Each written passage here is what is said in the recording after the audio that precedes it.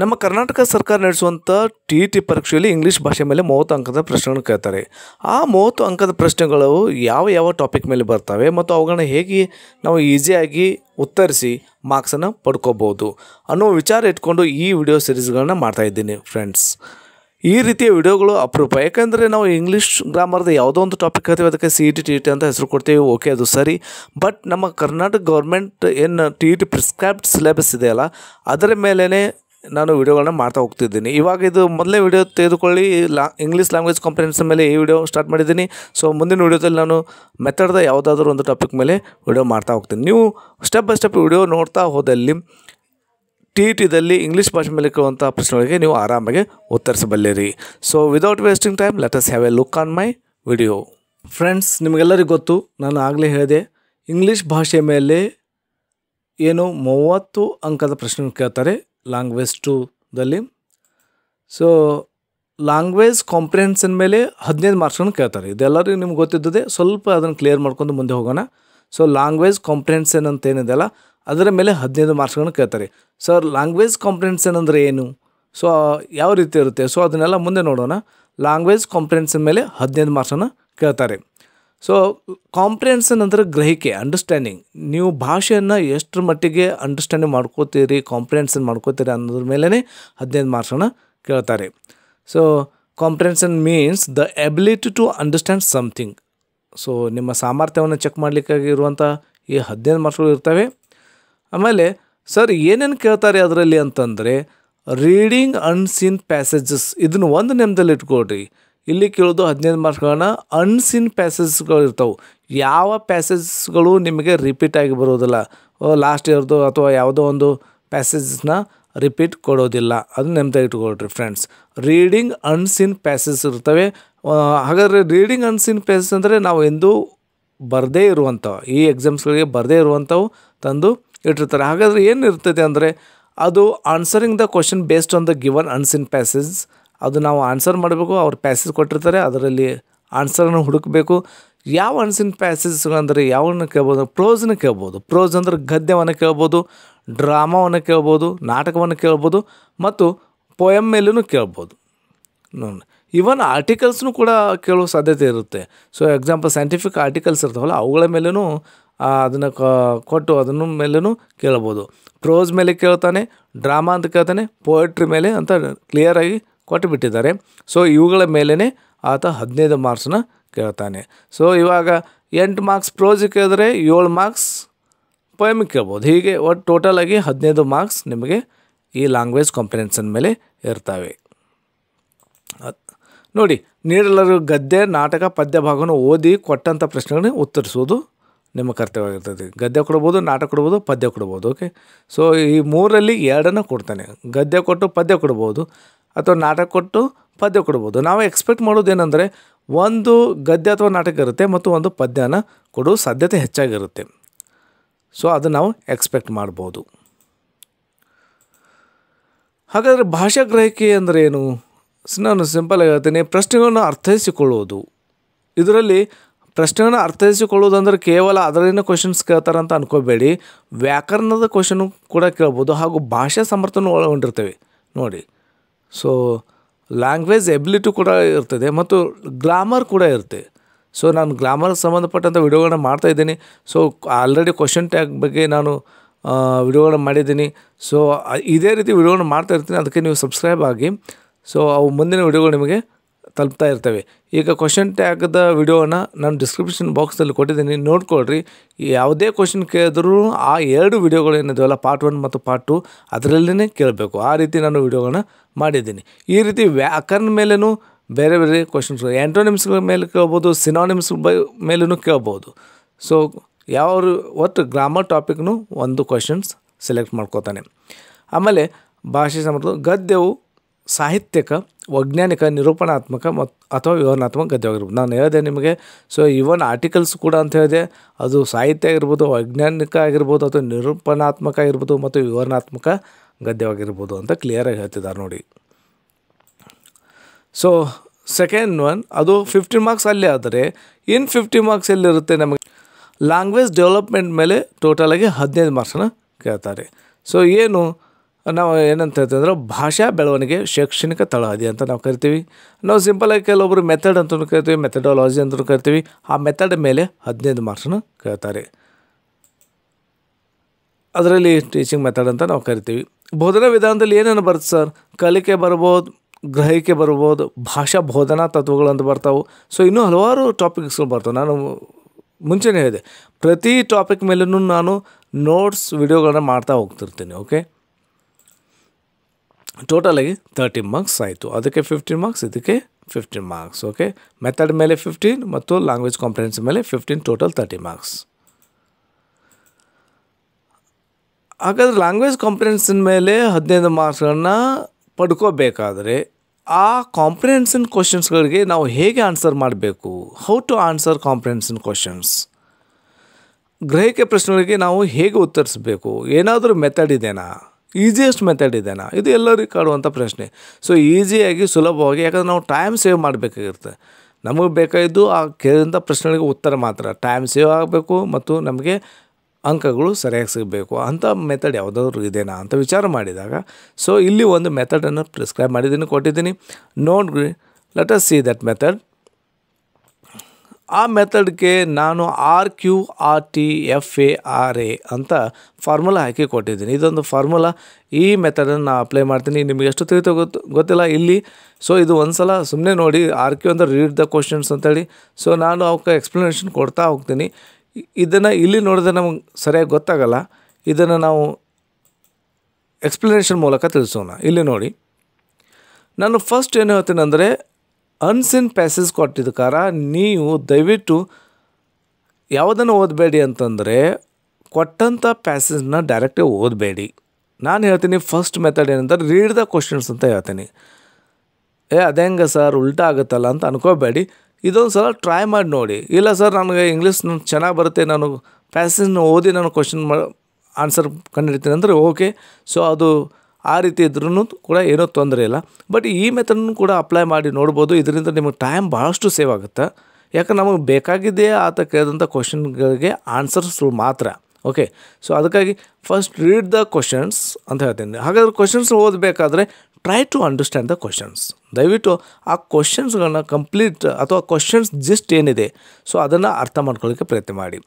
ಎಷ್ಟು ಸಾಧ್ಯನೋ ಅಷ್ಟು ಕ್ವಶನ್ಸ್ನ ಆರಾಮಾಗಿ ಓದಿ ಆ ಕ್ವಶನನ್ನು ಅರ್ಥ ಮಾಡ್ಕೊಳ್ಳೋಕ್ಕೆ ಪ್ರಯತ್ನ ಮಾಡಿ. ಮತ್ತು mark the keywords with a pencil. ಕೆಲವೊಬ್ಬರು ಈ ರೀತಿ ಮಾಡಬೇಡಿ ಅಂತ ಹೇಳ್ತಾರೆ. ಇದು ಕರೆಕ್ಟ್ ಮೆಥಡ್ ಅಲ್ಲ ಅಂತ ಹೇಳ್ತಾರೆ. ಬಟ್ ನಾವು ಅದೊಂದು ಇದನ್ನು ಕೂಡ ನೀವು ಅಪ್ಲೈ ಮಾಡಿ ನೋಡಿ.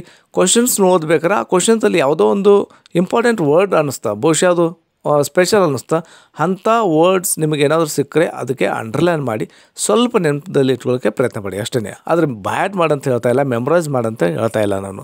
ಜಸ್ಟ್ ಎಷ್ಟು ಸಾಧ್ಯನೋ ಅಷ್ಟು ನೆನಪದಲ್ಲಿ ಇಟ್ಕೊಳ್ರಿ. ಅವೇನು ಮೇಲ್ಗಡೆನ ಪ್ಯಾಸೇಜ್ ಇರುತ್ತೆ, ಕೆಳಗಡೆ ಕ್ವಶನ್ಸ್ ಕೊಟ್ಟಿರ್ತಾರಲ್ಲ, ಆ ಕ್ವಶನ್ಸ್ದಲ್ಲಿರುವಂಥ ಕೆಲವು ಏನಾದರೂ ಇಂಪಾರ್ಟೆಂಟ್ ಅನಿಸಿದ್ರೆ ಓದಬೇಕಾದ್ರೆ ಸೊ ನಿಮಗೆ ಕೀವರ್ಡ್ಸ್ ಅನ್ನೋಕ್ಕೆ ಪೆನ್ಸಿಲ್ಲೇ ಅಂಡರ್ಲೈನ್ ಮಾಡಿ. ಇದು ಫಸ್ಟ್ ಮೆಥಡ್. ಹಾಗಾದ್ರೆ ಸೆಕೆಂಡ್ ಮೆಥಡ್ ಯಾವ sir? Read the text slowly. ಟೆಕ್ಸ್ಟ್ನ ಆರಾಮಾಗಿ ಸ್ಲೋ ಆಗಿ ಓದಿ. ನೋಡಿ, ಫಸ್ಟ್ ಕ್ವಶನ್ಸ್ ಓದಬೇಕಾದ್ರೆ ಏನೇ ಮಾಡ್ಬೇಕು ಹೇಳಿದೆ, ಆದ ನಂತರ ಟೆಕ್ಸ್ಟ್ನ ಓದಿ ಅಂತ ಹೇಳ್ತೀನಿ. ಸಾವಕಾಶಾಗಿ ಓದಿ. ಹಾಗಾದರೆ ಸ್ಲೋ ಆಗಿ ಓದಬೇಕಾದ್ರೆ ನಾನು ಹೇಳ್ತೀನಿ, ಒಂದು ಲೈನ್ ಓದ್ತೀರಿ ಅಂತ ಕೊಡಿ, ಆ ಒಂದೊಂದು ಲೈನನ್ನು 2 ಸಲ ಓದಿ. ಯಾಕಂದರೆ ಯಾರಿಗೂ ಕಂಪ್ಲೀಟ್ ಪ್ಯಾಸೇಜ್ ಅರ್ಥ ಆಗೋದು ಸ್ವಲ್ಪ ಕಡಿಮೆನೇ. ಸೊ ಪ್ಯಾಸೇಜ್ ಅರ್ಥ ಆಗಿದ್ರು ಕೂಡ ಅಲ್ಲಿದ್ದು ಯಾವುದೋ ಒಂದು ವರ್ಬ್ ಅಥವಾ ಅಲ್ಲಿದೊಂದು ಯಾವುದೋ ಒಂದು ವರ್ಡ್ ಅಥವಾ ಕ್ಲಾಸ್ ನಮಗೆ ಆಗದೇ ಹೋಗ್ಬೋದು. ಸೊ ಆ ರೀತಿ ಉಳಿತವೆ, ನಮಗೆ ಅದರ ಮೀನಿಂಗೇ ಗೊತ್ತಿರದೇ ಇರ್ಬೋದು. ಅದಕ್ಕಾಗಿ ಸಾಧ್ಯದಷ್ಟು ಸ್ಲೋ ಆಗಿ ಓದಿ ಮತ್ತು ರಿಪೀಟ್ ಮಾಡಿ ಆ ಲೈನನ್ನು ಮತ್ತೊಂದು ಸಲ ಓದಿ. ಸಾವಕಾಶ ಓದಿ. ಆ ಓದಬೇಕಾದ್ರೆ ಟ್ರೈ ಟು ಅಂಡರ್ಸ್ಟ್ಯಾಂಡ್. ಓಕೆ, ಅದನ್ನು ಅರ್ಥ ಮಾಡ್ಕೊಳ್ಳೋ ಪ್ರಯತ್ನ ಮಾಡಿ. ಅದಕ್ಕೆ ನಾನು ಹೇಳಿದೆ, ಅಂಡರ್ಸ್ಟ್ಯಾಂಡ್ ಆಗಬೇಕಾದ್ರೆ ಒಂದು ಲೈನ್ ಓದಿದ್ರೆ ಒಂದು ಸಲ ಅರ್ಥ ಆಗುತ್ತೆ. ಅರ್ಥ ಆಗದಿದ್ದರೆ ಮತ್ತೆ ಆ ಲೈನನ್ನು ಓದ್ಕೊಳ್ರಿ, ಆರಾಮ ಓದ್ಕೊಳ್ರಿ. ಆಮೇಲೆ constantly question your self while reading the passage ಅಂತ. ಇದು ಬೆಸ್ಟ್ ಮೆಥಡ್. ಇದಕ್ಕೆ ನಾವು ರಿಚೆಸ್ಟ್ ಮೆಥಡ್ ಅಂತ ಕರಿತೀವಿ. ಯಾಕಂದರೆ ಪ್ರತಿ ವಾಕ್ಯವನ್ನು ಓದಬೇಕಾದ್ರೆ ಅದಕ್ಕೆ ಕ್ವಶನ್ಸ್ಗಳನ್ನ ಕ್ರಿಯೇಟ್ ಮಾಡ್ತಾ ಹೋಗಬೇಕು. ಸರ್ ಅದೇ ಹೇಗೆ ಅಂತ ಎಕ್ಸಾಂಪಲ್ ನಾನು ಸಿಂಪಲಾಗಿ ಹೇಳ್ತೀನಿ. ಒಂದು ಯಾರ್ದೋ ಹೆಸರು ಕೊಟ್ಟಿರ್ತಾರೆ ಅಂದರೆ ಅದಕ್ಕೆ ನೀವು ಕ್ವಶನ್ ಮಾಡೋದು, ಆತನ ಯಾರು, ಅಥವಾ ಆತನ ಜಾಬ್ ಕೊಟ್ಟಿರ್ತಾರೆ, ಈಸ್ ಎ ಟೀಚರ್ ಅಂತ ಕೊಟ್ಟಿರ್ತಾರೆ, ಅದನ್ನು ವಾಟ್ ಈಸ್ ಹಿ ಅಂತ, ಅಥವಾ ನಾವು ಮಾಡ್ತಿರೋದು ಆತ ಏನೇ ಆಗಿದ್ದ ಅಂಥೇಳಿ ಈ ರೀತಿ ನಿಮ್ಮಷ್ಟು ನೀವೇ ಕ್ವಶನ್ಸ್ಗಳನ್ನ ಕ್ರಿಯೇಟ್ ಮಾಡ್ತಾ ಹೋಗೋದು. ಇದನ್ನು ನಾವು constantly question your self while reading the passage ಅಂತ ಕರಿತೀವಿ. Next mark the keywords with pencil. ಇಲ್ಲಿನೂ ಕೂಡ ನಿಮಗೆ ಯಾವುದಾದ್ರೂ ಕೀವರ್ಡ್ಸ್ ಅನಿಸಿದರೆ ದಯವಿಟ್ಟು ಮಾರ್ಕ್ ಮಾಡ್ತಾ ಹೋಗಿ. ಸೊ ಇಂಪಾರ್ಟೆಂಟ್ ಅನಿಸಿದರೆ ಅಲ್ಲಿ ಮಾರ್ಕ್ ಮಾಡ್ತಾ ಹೋಗಿ. ನೋಡಿ, first method read the question, second method read the text slowly. Which is the third method? Read the questions and options. ಮತ್ತು ಇವಾಗ ಬನ್ನಿ, ಕ್ವಶನ್ಸ್ ಓದಿ ಜೊತೆಗೆ ಆಪ್ಷನ್ಸ್ಗಳನ್ನ ಏನು ಕೊಟ್ಟಿದ್ದಾರಲ್ಲ ಅವುಗಳನ್ನು ಕೂಡ ಓದಿ. ಆವಾಗ ನಿಮ್ಮ ಕಾನ್ಸಂಟ್ರೇಷನ್ ಎಲ್ಲಿ ಹೋಗುತ್ತಾ? ಸೊ ಆ ಮುಂಚೆನೇ ನೀವು ಕೀವರ್ಡ್ಸನ್ನ ಅಂಡರ್ ಮಾಡಿರ್ತೀರಿ, ಅದಕ್ಕೆ ಅದ್ರ ಜಿಸ್ಟ್ ಅಥವಾ ಕೀವರ್ಡ್ಸ್ ಇರದೇ ಇದ್ದರೂ ಕೂಡ ಆ ಕ್ವಶನ್ನಿನ ಮೀನಿಂಗ್ ನಿಮಗೆ ಅರ್ಥ ಆಗುತ್ತಾ ಸಂಪೂರ್ಣವಾಗಿ. ಆಟೋಮೆಟಿಕ್ ಯಾವ ಪ್ಯಾರಾಗ್ರಾಫ್ದಲ್ಲಿ ಇದೆಯಲ್ಲ ಆ ಕಡೆ ಕಾನ್ಸಂಟ್ರೇಷನ್ ಹೋಗುತ್ತೆ. ಆವಾಗ ಟೈಮ್ ನಿಮಗೆ ಸೇವ್ ಆಗುತ್ತೆ. So find answers in the text. ಆನ್ಸರ್ನ ಹುಡುಕಾಡ್ರಿ.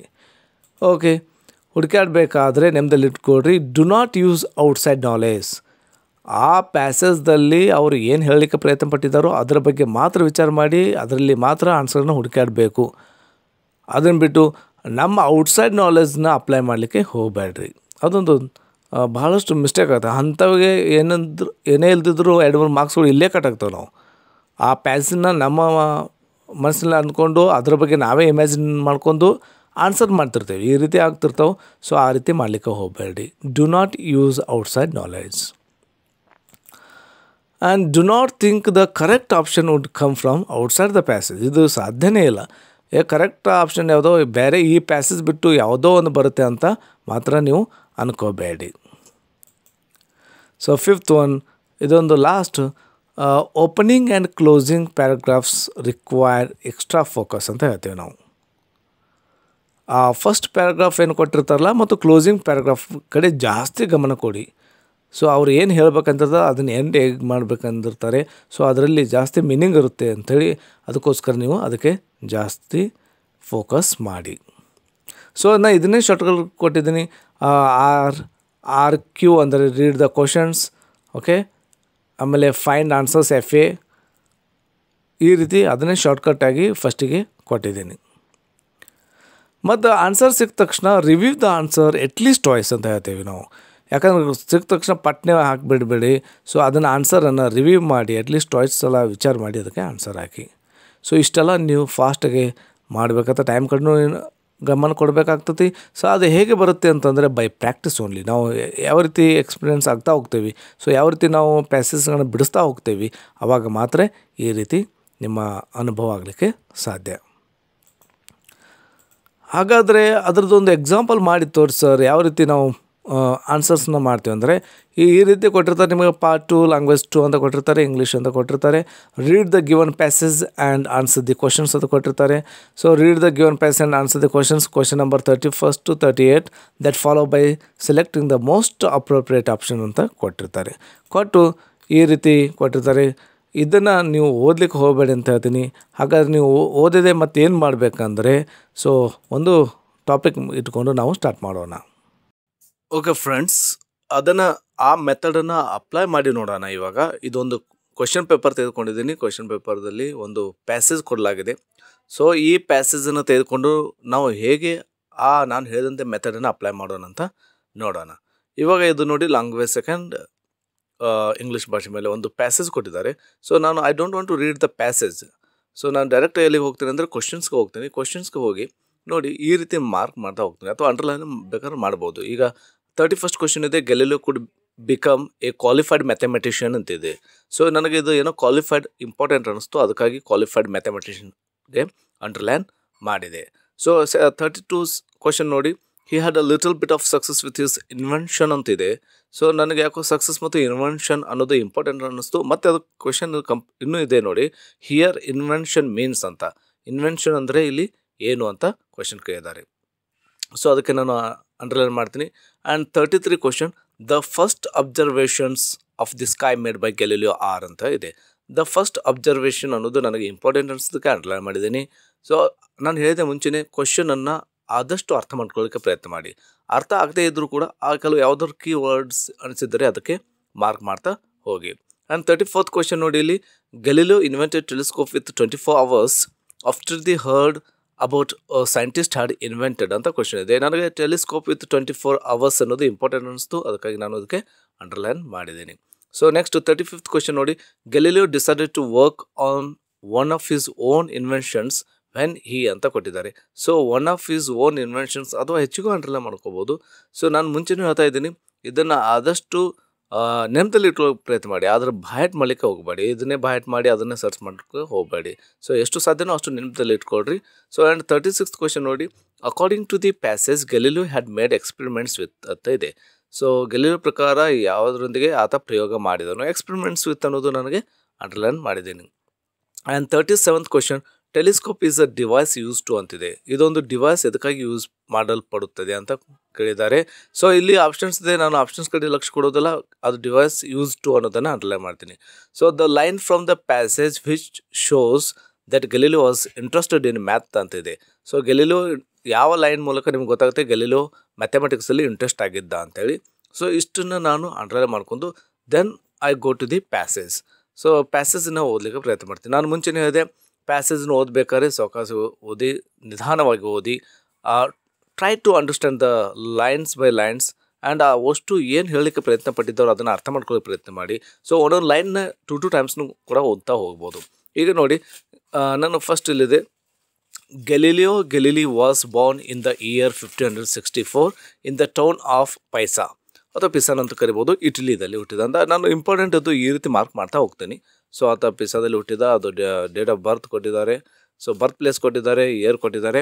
ಆಮೇಲೆ when he was 20 years old he was studying in ಪೈಸಾ.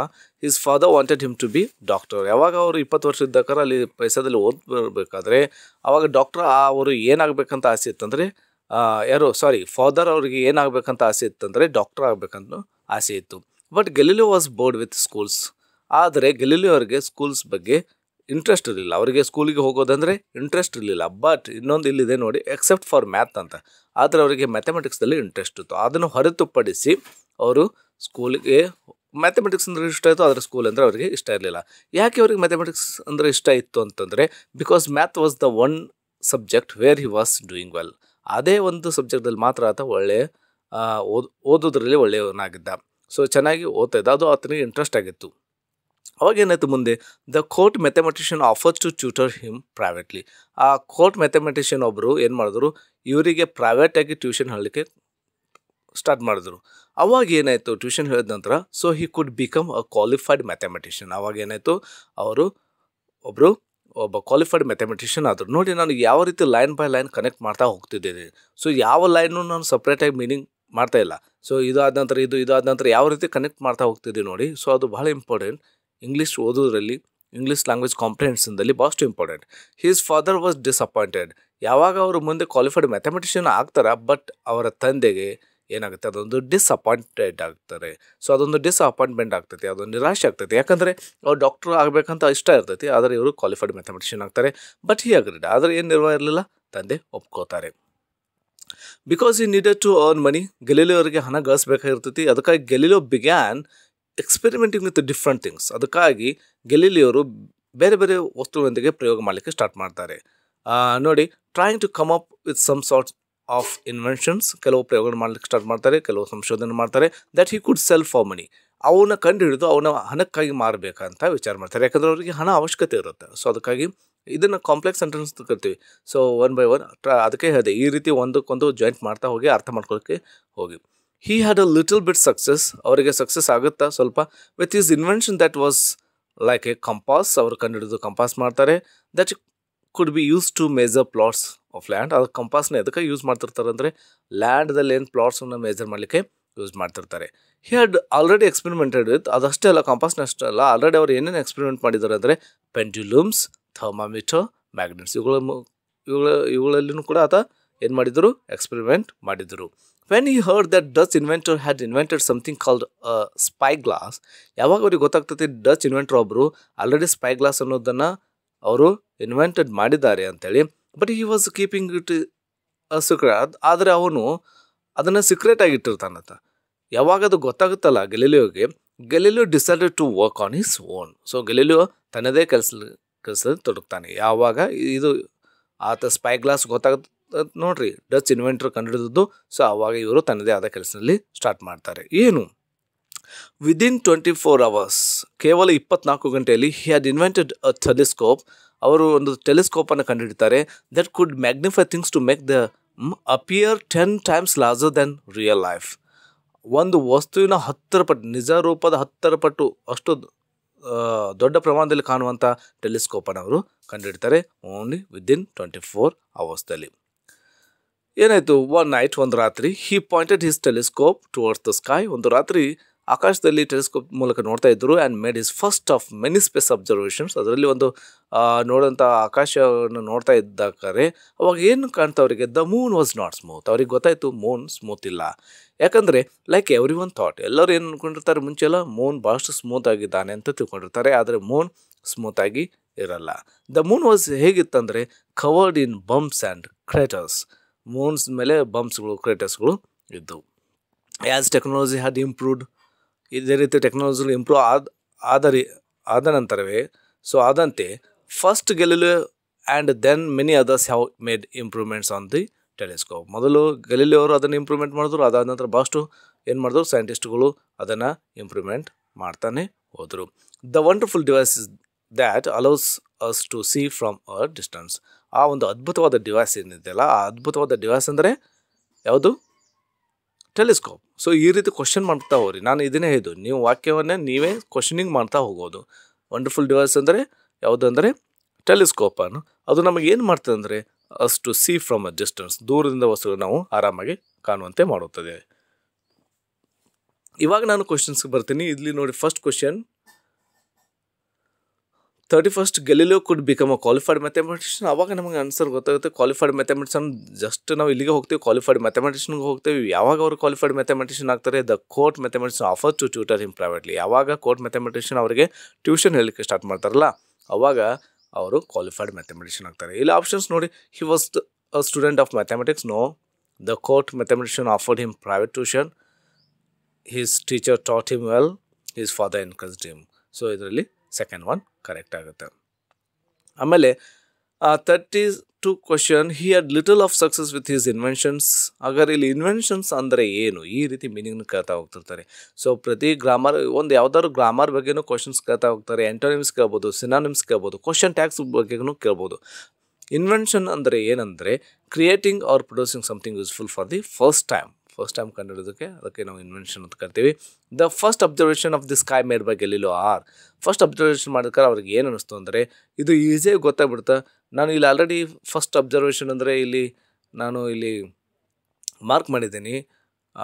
ಎಲ್ಲೆಂದರೆ ಇಲ್ಲಿದೆ ನೋಡಿ, ಫಸ್ಟ್ ಅಂತ ಇಲ್ಲಿದೆ. So first of many space observation, the moon was not smooth like every one thought. The moon was covered in bumps and craters ಅಂತ ಇದೆ.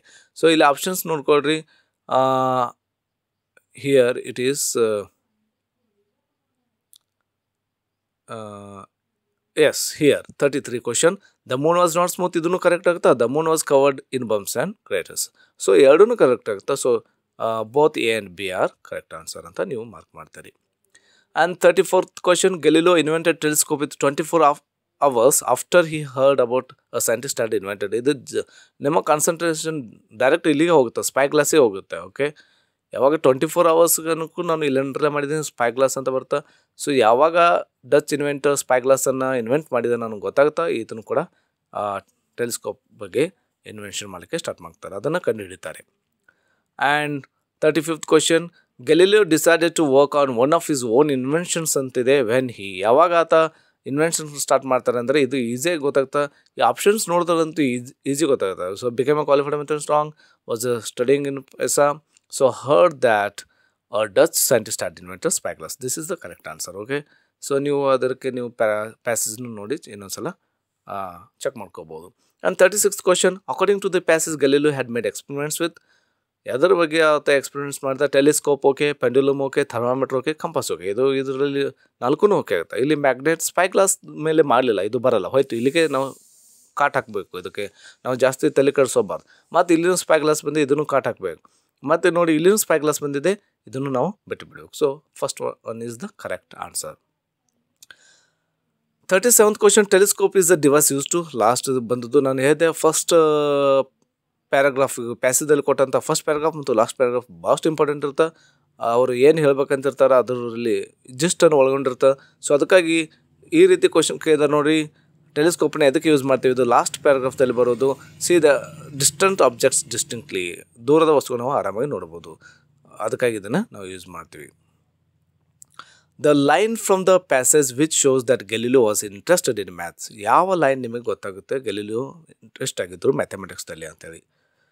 So ಇದರಲ್ಲಿ Galileo was bored with school except math ಅಂತ, ನಾನು ಮುಂಚೆನೇ accept ಅಂತ ಬಂದಿತ್ತು. So ಈ ರೀತಿಯಾಗಿ ನಾವು ಆನ್ಸರನ್ನು ಕಂಡುಹಿಡಿಯಬಹುದು. ಎಕ್ಸೆಪ್ಟ್ ಮ್ಯಾಥಮೆಟಿಕ್ಸ್ ಅಂತ ಇಲ್ಲಿದೆ, ಆಫರ್ಡ್ ವಿತ್ ಹಿಮ್ ಇಲ್ಲಿದೆ ನೋಡಿ, ಎಕ್ಸೆಪ್ಟ್ ಫಾರ್ ಮ್ಯಾಥ್ ಅಂತ ಫಸ್ಟ್ ಪ್ಯಾರಾಗ್ರಾಫ್ನಲ್ಲಿ. ಲಾಸ್ಟ್ ಕ್ವಶನ್ಸ್ ನೋಡಿ, ಫಸ್ಟ್ ಪ್ಯಾರಾಗ್ರಾಫ್ ಸೆಕೆಂಡ್ ಪ್ಯಾರಾಗ್ರಾಫ್ ಮೇಲೆ ಕ್ವಶನ್ ಕೇಳಿದ್ದು ಓವರ್. ಸೊ ಇದಾದ ನಂತರ ನಿಮಗೆ ಒಂದು ಪೋಯಮ್ ಕೊಡಲಾಗಿದೆ ಇಲ್ಲಿ, ರೀಡ್ ದ ಪೋಯಮ್. ಇದು ಎಲಿಜಬೆತ್ ಅವರು ಬರೆದಂಥ ಬ್ಯೂಟಿಫುಲ್ ಪೋಯಮ್. ಸೊ ಇದು ನಾನು ಹೇಳಿದೆ, ಎಲ್ಲ ಪ್ಯಾಸೇಜು ಅರ್ಥ ಆಗಲಿಕ್ಕೆ ನಾವು ಯಾಕೆ ಕೀವರ್ಡ್ಸ್ ಕಡೆ ಗಮನ ಕೊಡ್ತೀವಿ ಅಂದರೆ, ಒಮ್ಮೊಮ್ಮೆ ಕೊಟ್ಟಂಥ ಅನ್ಸಿನ್ ಪ್ಯಾಸೇಜ್ ನಮಗೆ ಅರ್ಥ ಆಗದೆ ಹೋಗ್ಬೋದು. ಅಂಥ ಟೈಮ್ದಲ್ಲಿ ಕೀವರ್ಡ್ಸ್ಗಳು ಹೆಲ್ಪ್ ಆಗ್ತವೆ ನಮಗೆ ಸರ್ಚ್ ಮಾಡಲಿಕ್ಕೆ. ಇದು ಪೋಯಮ್ ಎಲಿಜಬೆತ್ ಬರೆದಿದ್ದು ಪೋಯಮ್. ನಾನು ಅಂದ್ಕೊಂಡಿದ್ದೀನಿ ನಿಮಗೆ ಇದು ಈಸಿಯಾಗಿ ಗೊತ್ತಾಗುತ್ತೆ. ಸೊ ಅದೇ ಮೆಥಡನ್ನು ನೀವು ಇಲ್ಲಿ ಅಪ್ಲೈ ಮಾಡಿ. ನಾನು ಒಂದು ಸಲ ಓದ್ಬಿಡ್ತೀನಿ, ನೀವು ಅದನ್ನು ಆನ್ಸರ್ ಸರ್ಚ್ ಮಾಡ್ತಾ ಹೋಗಿ.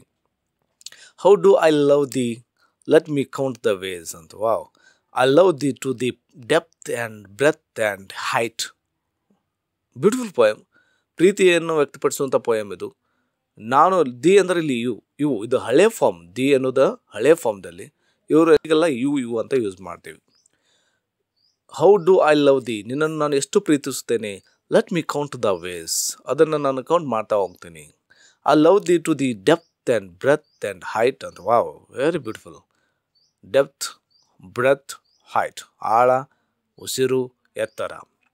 ಮೈ ಸೋಲ್ ಕ್ಯಾನ್ ರೀಚ್, ಎಷ್ಟು ಆಳ, ಎಷ್ಟೊಂದು ಅಂತಂದರೆ ಎಷ್ಟು ಎತ್ತರದಂದರೆ ನನ್ನ ಆತ್ಮ ಎಲ್ಲಿವರೆಗೂ ಮುಟ್ಲಿಕ್ಕೆ ಸಾಧ್ಯನೋ ಅಲ್ಲಿವರೆಗೂ. When feeling out of sight for the ends of the being and ideal grace ಅಂತ. ಸೊ ಒಳ್ಳೆಯ ದೃಷ್ಟಿಕೋನಕ್ಕಾಗಿ ಅಲ್ಲಿವರೆಗೂ ನಾನು ನಿನ್ನನ್ನು ಪ್ರೀತಿಸ್ತಾನೆ ಇರ್ತೀನಿ. I love thee to the level of every day's most quiet need. ಪ್ರತಿದಿನ ಅವಶ್ಯಕತೆ ಎಷ್ಟು ಇರುತ್ತೋ ಅಷ್ಟು ನಿನ್ನನ್ನು ಪ್ರೀತಿಸ್ತೀನಿ. By sun and candle night, ನಮಗೆ ಹೇಗೆ ಸೂರ್ಯ ಕ್ಯಾಂಡಲ್, ರಾತ್ರಿ ಆದರೆ ಕ್ಯಾಂಡಲ್, ಸೂರ್ಯ ಕತ್ತಲಾದರೆ ಕ್ಯಾಂಡಲ್ ಅವಶ್ಯಕತೆ ಇದೆಯೋ ಅಷ್ಟೊಂದು ಅವಶ್ಯಕತೆ ಅಷ್ಟು ನಿನ್ನನ್ನು ಪ್ರೀತಿಸ್ತೀನಿ. I love thee freely, I love thee freely, ಎಷ್ಟೊಂದು ಫ್ರೀಲಿಯಾಗಿ ಪ್ರೀತಿಸ್ತೇನೆ ಅಂದರೆ, as men strive for right,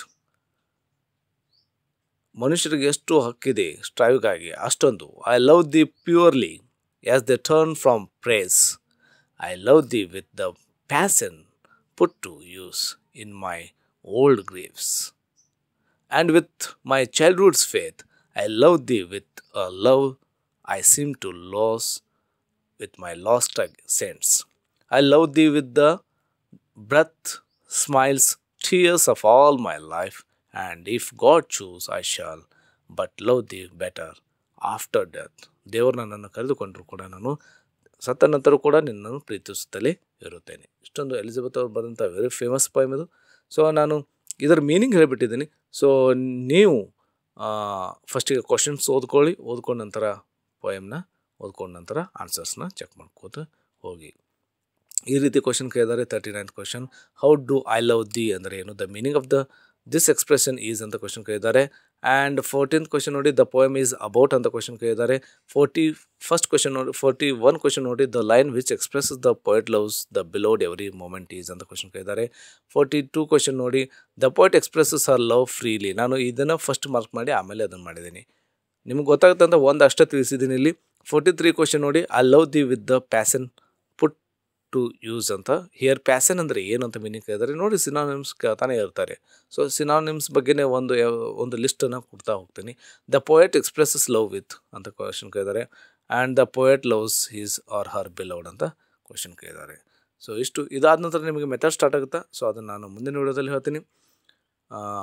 I hope ನಿಮಗೆ ಇದು ವಿಡಿಯೋ ಇಷ್ಟ ಆಗಿದೆ ಅಂತ ಅಂದ್ಕೊಂಡಿದ್ದೀನಿ. ಬೈ ಚಾನ್ಸ್ ನಿಮಗೆ ಇಷ್ಟ ಆಗಿದ್ದರೆ ಹೆಚ್ಚು ಲೈಕ್ ಮಾಡಿ, ಶೇರ್ ಮಾಡಿ, ಜೊತೆಗೆ ಸಬ್ಸ್ಕ್ರೈಬ್ ಆಗೋದನ್ನು ಮರಿಬೇಡಿ. ನಾನು ಇದೇ ರೀತಿ ವಿಡಿಯೋಗಳನ್ನ ಮಾಡ್ತಾಯಿರ್ತೀನಿ. ಮತ್ತು ನೋಟಿಫಿಕೇಷನ್ ಬೆಲ್ಲನ್ನು ಪ್ರೆಸ್ ಮಾಡಿ, ನಾನು ಮಾಡಿದಂಥ ವಿಡಿಯೋಗಳು ನಿಮಗೆ ಮೊದಲಿಗೆ ತಗ್ತಾ ಇರ್ತೇವೆ. Thank you for watching. Have a nice day.